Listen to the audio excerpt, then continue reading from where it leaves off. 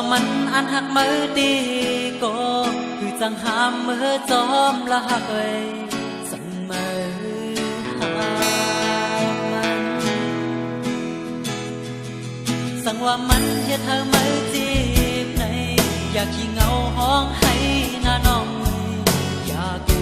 สั่งใจมีจังใจตาบุญมือใจเห็นเลยมองนั่งลีใจดีกันยังปันเป็นก็ใจดีเอาบุญพออยู่กินข้าวใจมีดีจังที่เมื่ออันมือโดบย้อยน้ำตา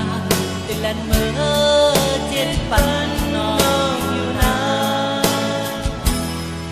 เป็นบอกลิ้นย้อนสู่เฮามือนาเธอเกี่ยวใจดูคำวันไหน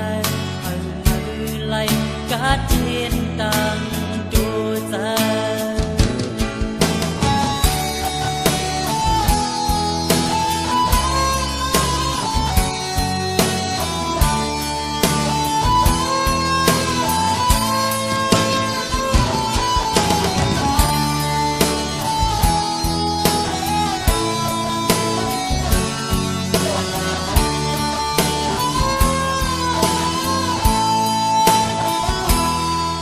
สั่งว่ามันอันหักมือดี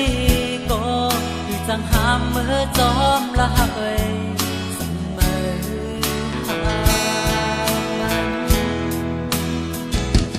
มันสั่งว่ามันเฮ็ดเธอมือจีบในอยากขี้เงาห้องให้หน้าน้องอยากกูสั่งใจมีจังใจตาบุญมือใจเห็นเลยมองใจดีกันยังปันเป็นก็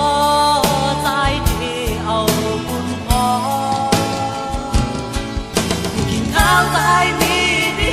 จังที่เมื่ออันมือโดบย้อยน้ำตาติดแลนมือเจ็ดปันนอนอยู่นานเป็นบอกลิ้นย้อนสู่เฮามือนาเธอเกี่ยวใจดูคำขึ้นวันไหนไหลกัดเทียนตังดูใจ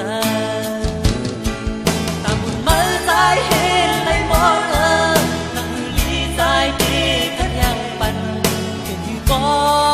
ใจดีเอาบุญพออยู่กินข้าวใจมีดีจัง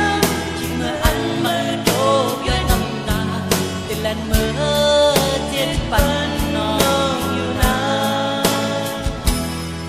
เป็นบอกลิ้นย้อนสู่เฮา